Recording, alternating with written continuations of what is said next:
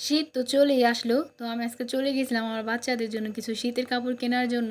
তো আমার ছোট বাচ্চার জন্যই কিনা হইছে। বড় বাচ্চার জন্য শুধু একটা পেন কিনা হইছে। তো মোবাইল পেনের জন্য অনেক কান্নাকাটি করতেছিল কিছুদিন যাবৎ।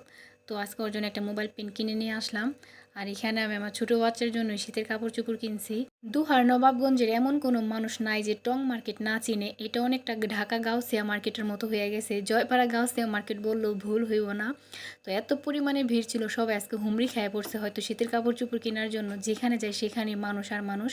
শুধু টং মার্কেটে না, দেখলাম বাইরের সাইডেও যে দোকানদারগুলি বসছে তাদের ওইখানেও প্রচুর ভিড় ছিল, অনেক মানুষ।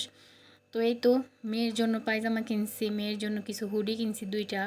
আর কাপড়ের যে পরিমাণে দাম, মনে হয় বাজারে আগুন লেগে গেছে, এই অবস্থা হয়ে গেছে। কাপড়ে হাতই দেওয়া যায় না, এত পরিমাণে দাম চায় তারা। নরমাল একটা পাতলা জামা কেনার জন্য ১০০ টাকা গুনতে হয়, ১০০ টাকার নিচে তো তারা বিক্রি করবই না।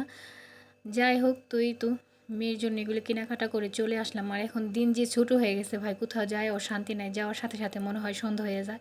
তো এই তো সন্ধ্যা নাস্তা ছিল আজকে, এই সিঙ্গারা খাইলাম, তারপর গরম গরম ধোয়া ওঠানো নুডলস খাইলাম। শীতের সন্ধ্যায় এগুলো খেতে ভালোই লাগে। আমার মনে হয় সবার কাছে এই টুকিটাকি এগুলো খেতে মজাই লাগে। তো এই তো আজকের মিনি ব্লগটা এই পর্যন্তই ছিল। তো কার কাছে কেমন লাগলো অবশ্যই কমেন্ট করে জানাবেন। আর আমার ইউটিউব চ্যানেলটা সাবস্ক্রাইব করে পাশে থাকবেন। আল্লাহ হাফেজ।